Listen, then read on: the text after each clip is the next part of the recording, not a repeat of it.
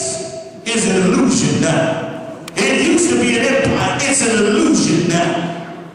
What happened in Egypt, right up until the flood, is happening in America, and the flood is coming next.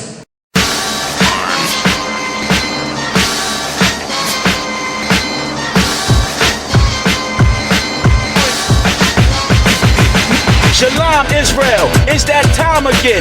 The Lord's Passover, and General Yahanna is covering the bill. I.S.U.P.K is calling for all Israel, Black, Hispanics, and Native Indians to join us March 24th at the 2020 Grand Ballroom, address 2020 86th Street, Brooklyn, New York, for the Lord's Passover, which is commanded by the Most High to keep. General Yahanna got it covered. He got the lamb, he got the unleavened bread, and the wine. Guess what, Israel? It's all free. It's all free. It's all free. So it's no excuses. Join us March 24th at 2020 Grand Ballroom, 2020 86th Street, Brooklyn, New York. Stand up, Israel. Shalom.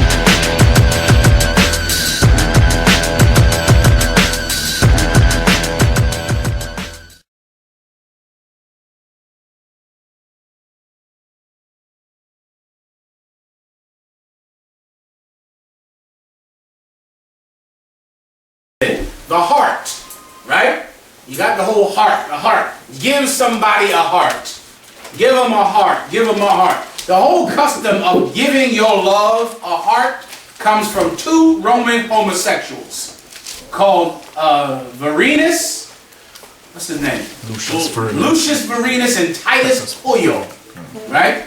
Now here's the story of Lucius Varenus and Titus Polio.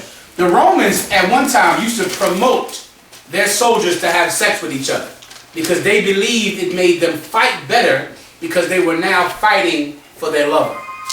It's like if you got somebody you in love with standing next to you, you're more likely to fight harder because you don't want anything to happen to them. And the Romans, you can look this up now. Once again, I had to find these in books when I was young in the truth. Now you just type it in and you'll find everything I'm saying right now. And they would promote it. They would want them to have sex and promote it how? All them baths and, you know, getting all in the shower together. Right. It's much like now in Esau's military. Right. Why are they still taking group showers in the white man's military? There ain't no reason to take no damn group shower. For what? You can't, if you can have a stall in the bathroom, you could have a stall in the shower. Like you go in every bathroom in the earth, there's a stall. But in the white man's military and in his sports, they make sure there's no stall. That's how they promote them to have sex with each other. The bathhouses, the steam rooms, all they do that on purpose to make these men get intimate with each other. The touching of each other, smacking each other on the butt, all types of naked frolicking and playing to make them be intimate. That's how it was in Rome. So because of it, a lot of them, and never let them be around women, keep them away from women all the time, just give them with each other. Before you know it, these faggots have become faggots with each other, right? So now, after that, they love each other. Now, Titus Polio and Lucius Varenus were two faggots who was fighting for each other, and Titus Polio loved Lucius Varenus so much, when one of this, somebody found it real fast on the internet, that when somebody was trying to kill Lucius Varenus, and he went and killed the cat, even though he was shot with an arrow, he defended his gay lover, cut the heart out of his enemy and gave it to Lucius Varenus. And the Romans took that story and promoted everywhere like, look at Lucius Varenus and Titus Polio. Look how they cut the heart out of their enemy and give it to him. And they pushed the story over and over like propaganda and made every soldier want to cut the heart out of his enemy and give it to his lover, give it to his whatever, some word they use, companion or whatever word they use for it in the Roman homosexual military. And from that story, you give your lover a heart. You give him a heart. You give him a heart to show how much you love him. I love you so much, I cut this man's heart out for you. That's to show you how much I love you. That's where the custom comes from Titus Polio and Lucius Varenus. Now, here we are today. Does that look like an actual heart? No, that don't look like an actual heart. A heart don't look a heart looks nothing like that in reality. When did a heart become that symbol? I'll tell you when. Right about the 1800s. You can look this up. Somebody wants to look it up now. In the 1800s, right? Matter of fact, somebody should look this up just so I can fill in the blanks. In the 1800s, a lot of men were in the Navy, in militaries, on ships, going all around the globe on ships. Sometimes they would kidnap you and force you to be a sailor. It was called being shanghaied. You get kidnapped, you drunk in some bar, you wake up on a ship. They'd have kidnapped, and the first place it would dock would be in Shanghai. If you was in England, the first dock would be in Shanghai, the first chance for you to get off the ship. Forget about all the slave trade and all the pirates, and there was tons of business being done on ships. Well, when pirates is away from home, what do they need? Whores, prostitutes. Now, back in those days, a prostitute couldn't put the name of her shop on the front of the door. So they would have a symbol, and they would put that symbol on the front of the door. Okay, one second. Okay. So now, the custom was to put a symbol on the front of the door to tell the people what they could get when they was in here.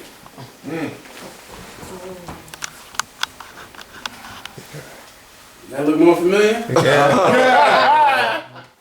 You know these britches, these is right here. All right, now, the heart symbol comes from, it's the picture of a woman bent over. That they would put on the front of the brothel. A woman bent over. And it's to say, you can come in here and get that. Now, men, you be in the Navy, how old was you? 16, 17? That would be their first time having sex. And they would come, and back in those days, it's different now. Back in those days, it was almost your father's obligation to take you to a whorehouse. It was how you became a man. You get your father, your uncle, he'd buy you a prostitute so you could have sex for the first time without getting married. You understand? So once a young man had sex for the first time, what would he do to always remember that he had sex? He put a heart, he tattooed a heart on his arm. He put a heart on his arm. And that's to say, I'm a man. I'm a man now. And that's where the term came from. Over the time that they put, I love you, Mom, it became to be known for love. Why? Because of making love. From making love. Making love and sex. So this became the symbol for making love. From that it became the symbol for love. Everybody understand? Go ahead. Put an arrow through it, please. It says what the traditional heart shape actually depicts as a matter of some controversy. It only vaguely resembles the human heart. The heart symbol could also be considered to depict features of the human female body, such as the female's buttocks, pubic mound, or spread vulva. Let me tell you, I learned this 15 years ago. YAHANNA brought this out. 15, back when there wasn't no internet, back when it just books stacked up like this, old, and YAHANNA won't let nobody borrow them. You got to find a way to get them. Years ago, the UPK did this research on this Valentine's Day and how it was so damn evil. And that's what it is. And so the tattoo went crazy. Like everybody you see would have a tattoo because they wanted to say, I'm 16, but I'm a man. I'm a man. I'm a man. And the symbol just became what? The symbol for making love. For love. All right? Go ahead. And the arrow is supposed to be... Here we go. Now the arrow is the last information about Valentine's Day. The arrow comes from Cupid. Okay, Cupid. Let's look up Cupid. The arrow more is showing you what it's about.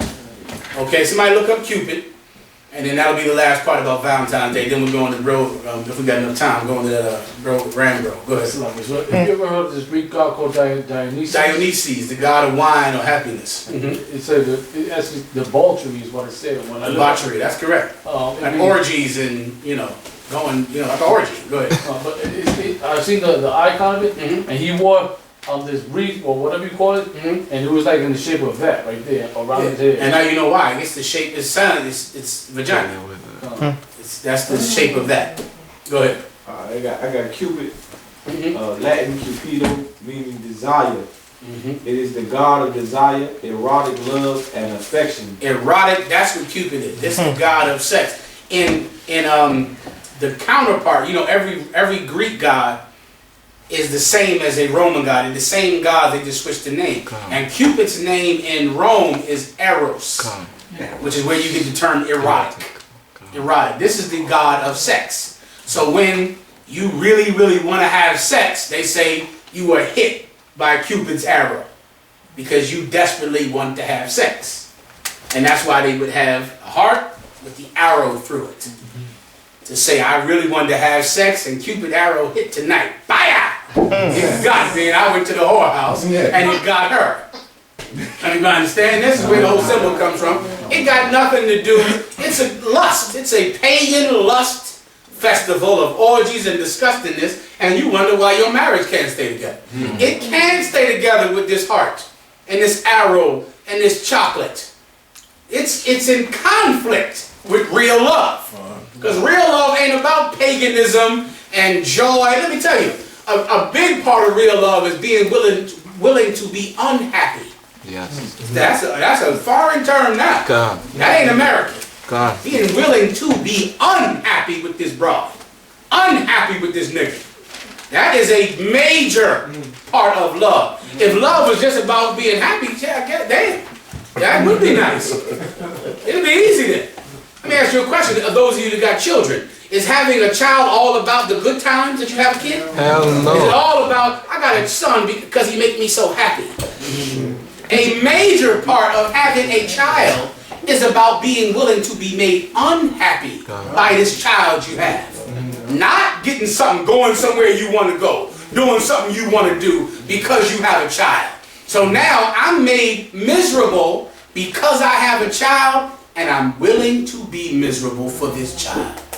I'm willing to suffer. I'm willing to not go out on the weekends. I'm willing to not be able to do what I want to do. And these brothers got a woman. You want to ruin your sex life with your rib? You have a kid. That's all you can do. Y'all getting it on now. You have a child, shalom. Shalom is sex and happiness and all that. Now, if you have it anyway, what does that mean? That means I'm willing to do it. I'm willing to go through the loss of happiness and the loss of fun and the loss of my life before for this child. Why is it different when you meet a woman or she meet a man? Be willing to be unhappy for her. Or else, close your legs. Right. That's all. That's all. It's very simple. It ain't algebra. Go ahead. You said hit me, man. 'Cause in my neighborhood, man, like they women, like you said, the Valentine's Day, you really don't love that person, and our people really don't love their kids neither. You know what I'm saying? Because they leave the kids wherever they're doing and go do whatever they Same want. thing. It's in the conflict with real love. You can't have real love because of this filth. Because of Christmas, Easter, and mainly the Christian church, which is the Christian church is just a saturation of fake love. You want to go somewhere and be drenched in superficial emotional love and come out of there just as hateful and cruel and evil as you could possibly be. Everybody get it, right? That's Valentine's Day in the total. It's a sin against the Most High. You got a woman, you make her give it up. Point blank. Make her give it up. You sisters, give that filth up. Okay, or else you raising up a whore. Yes, them have the heart of a pagan. The children have the heart of a lion, I know. Evil and move with Satan. Righteous trod in the countenance of the Almighty One. Them have the heart of demons. The children have the heart of a lion, I know. Evil and move with Satan. Righteous walk in the countenance of the Almighty One. Poor people see hostility rising daily. Ignorant multiply brutality. I see that they run gone left mommy. Fi struggle the hard road with 5 beginning. Our I see baby having baby. Nothing that happen no do.